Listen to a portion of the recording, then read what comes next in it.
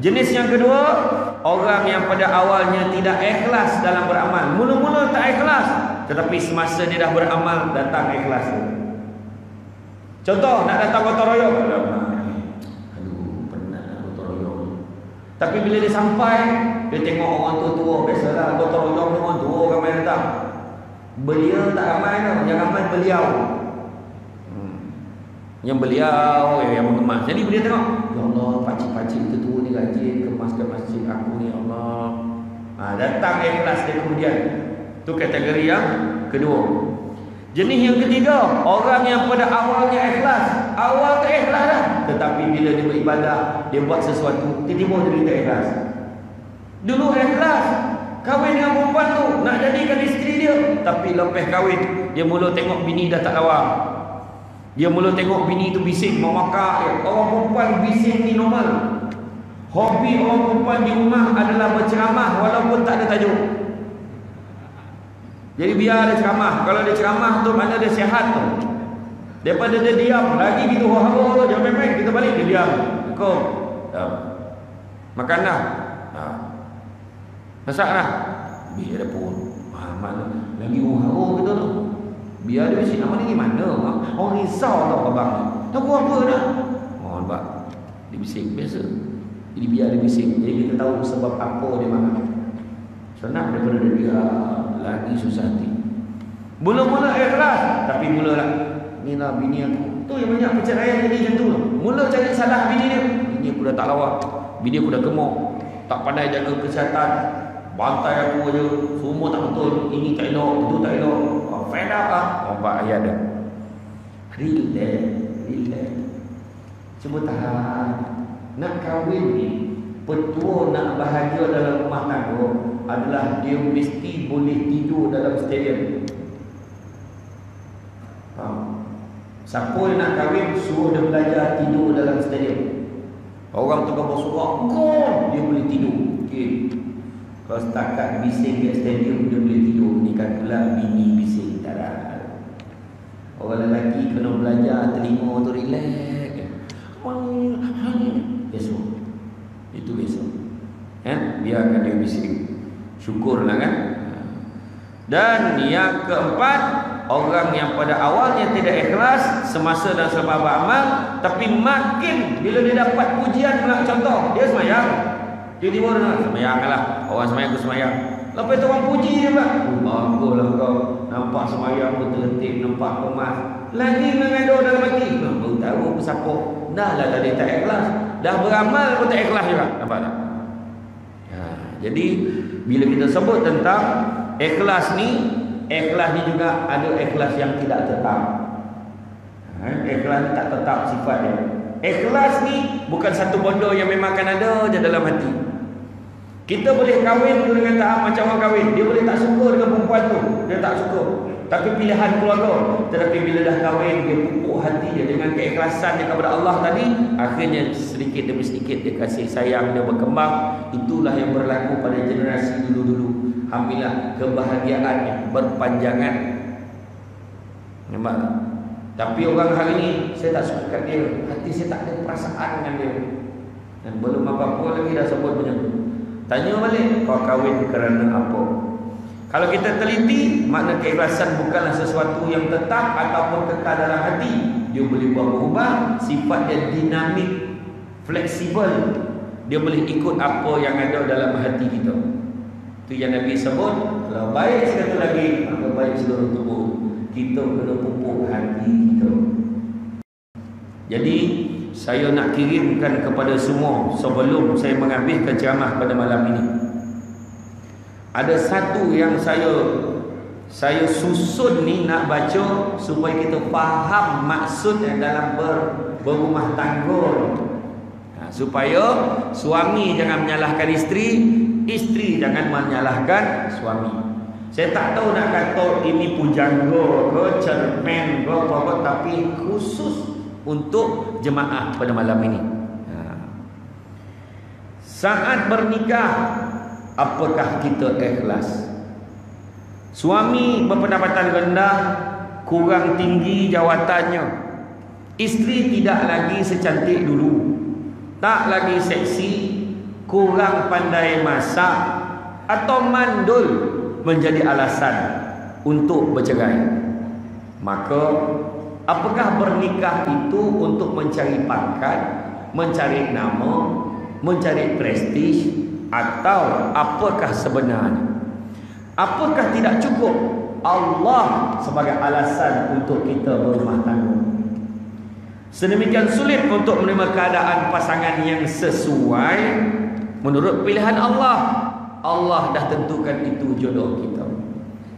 Rumah tangga yang dibangunkan hanya untuk bertujuan mendapat redha Allah, untuk menggapai syurga Allah melalui rumah tangga yang kita bangunkan. Bahagia dalam rumah tangga datang dengan rasa syukur atas apa yang ada, penghargaan terhadap kebaikan sekecil apapun, dan kerjasama dapat menggapai cinta kasih kepada Allah dalam bahtera rumah tangga. Selama mana tidak ada pelanggaran peraturan yang telah ditentukan oleh Allah, maka pasti ada ruang berbuat kebaikan, kebenaran, saling mengingatkan dalam kebenaran, kebaikan dan kesabaran. Dalam satu kisah, seorang lelaki pulang ke rumah, dia mengucapkan salam, Assalamualaikum warahmatullahi wabarakatuh. Tidak ada yang menyahut. Senyap sunyi saat dia memasuki rumah. Suami percaya disebabkan dia lewat pulang, barangkali semua orang telah tidur di dalam rumah. Maka tak ada yang menjawab, biarlah malaikat sahaja yang menjawab salamku. Melewati ruang tamu yang kelam, maka dikeluarkanlah beg tangannya, kuncinya dia letakkan di atas meja. Kemudian barulah dia menuju ke dalam bilik mandinya. Dia mandi, bersiap, bertukar pakaian, dan kemudian sampai kesudah bila dia keluar, tak ada seorang pun ahli keluarga yang terjaga. Nyatanya semua memang dah lena tidur. Segera dia bergerak menuju ke katil yang mana isterinya telah lama duduk di atas katil itu. Perlahan-lahan maka dia memandang kepada isterinya, perlahan-lahan duduk tidur di sebelah isterinya kerana tidak mahu mengganggu tidur isterinya. Maka dipandang, ditatap dalam-dalam wajah isterinya. Segera teringat perkataan pesanan gurunya. Gurunya pernah berpesan sebelum dia bernikah dahulu. Gurunya menyatakan, jika kamu sudah bernikah nanti, jangan berharap kamu mempunyai isteri yang sama dengan apa yang kamu mahu, kerana kamu juga tidak sama dengan apa yang dia mahu. Janganlah pula mengharap mempunyai isteri yang mempunyai ciri-ciri yang sama dengan kamu, kerana kamu juga adalah orang yang berbeza dengan isteri kamu. Bukan untuk disamakan, tetapi untuk lengkap melengkapi. Di satu saat yang tidak berkenan di hatimu, kamu merasa kurang senang, marah, perasaan yang tidak selesa terhadap isterimu, maka lihatlah isterimu ketika dia sedang tidur. Tengok isteri kita waktu dia tengah tidur. Maka dia tanya, kenapa pula ketika tidur wahai guruku? Kata gurunya, kau lihatlah sendiri nanti dan kau akan faham. Waktu itu si suami tidak sepenuhnya faham dan tak mau bertanya lagi, sebab gurunya dah menetapkan, lihatlah sendiri. Dan bila dia tengok pada malam itu, barulah dia mula memahami. Malam ini dia menatap wajah isterinya sedalam-dalamnya. Semakin lama dipandang wajah isterinya, semakin berkocak perasaan di dalam dadanya. Wajah isterinya di saat tidur benar-benar membuatkan dia terkesima. Di raut wajahnya tak ada hiasan, tak ada makeup yang tebal, tak ada pun bayangan muka marah, apa pun tak ada. Tetapi yang nampak tak ada pura-pura dan tak ada muka yang dibuat-buat. Maka pancaran tulus ikhlas dari hatinya memandangnya, menyemarakkan pelbagai macam perasaan. Perasaan sayang, cinta, kasihan, terharu, penuh harapan dan macam-macam perasaan lagi. Dalam hatinya dia berkata dalam dirinya, wahai isteriku, engkau dulu seorang gadis yang bebas dan ceria kesana kemari. Banyak perkara yang boleh kau lakukan dengan kemampuanmu. Aku yang menjadikan kamu seorang isteri, menambahkan kewajipan yang tidak sedikit, memberikan banyak batasan, mengatur kamu dengan pelbagai peraturan. Dan aku pula yang menjadikan kamu sebagai seorang ibu, menimpakan tanggungjawab yang tidak pernah ringan, mengambil hampir semua waktumu untuk aku dan anak-anakku. Wahai istriku, engkau yang dahulunya boleh berlenggang ke mana pun tanpa beban, aku yang memberikan beban di tanganmu, di bahumu, untuk mengurus keperluanku, juga untuk merawat anak-anakku, juga untuk memelihara rumahku. Kau relakan waktu dan tenagamu melayaniku, mempersiapkan keperluanku. Kau ikhlaskan rahimmu untuk mengandung anak-anakku. Kau tanggalkan segala kebolehanmu untuk menjadi pengasuh buat anak-anakku. Kau buang egomu untuk mentaatiku. Kau campakkan perasaanmu untuk mematuhiku. Wahai istriku, dikala susah kau setia mendampingiku. Ketika sulit kau tegar di sampingku. Saat sedih kau penglipur laraku. Dalam lesu kau penyemangat jiwaku. Bila gundah gulana engkau menyejukkan hatiku. Dikala bimbang kau menguatkan tekadku. Jika lupa kau mengingatkanku. Ketika salah kaulah yang menasihatiku. Wahai istriku, setelah sekian lama engkau mendampingiku, kehadiranmu membuatku menjadi sempurna sebagai seorang lelaki. Lalu dasar apakah aku harus kecewa padamu? Dengan alasan apa aku perlu marah kepadamu? Andai kau punya kesalahan atau kekurangan, semua itu tidak cukup bagiku untuk membuatmu menitiskan air mata. Akulah yang harus membimbingmu. Aku adalah imammu. Jika kau melakukan kesalahan, akulah yang harus dipersalahkan, kan tidak mampu mengarahkanmu, memperbetulkanmu. Jika ada kekurangan pada dirimu, itu bukanlah masalah, kerana kaulah insan, bukan malaikat. Maafkan aku, wahai istriku. Kau pun akan kumaafkan jika punya kesalahan. Marilah kita bersama-sama membawa bahtera indah rumah tangga ini hingga berlabuh di pantai nan indah dengan hamparan keredaan Allah Subhanahu wa taala.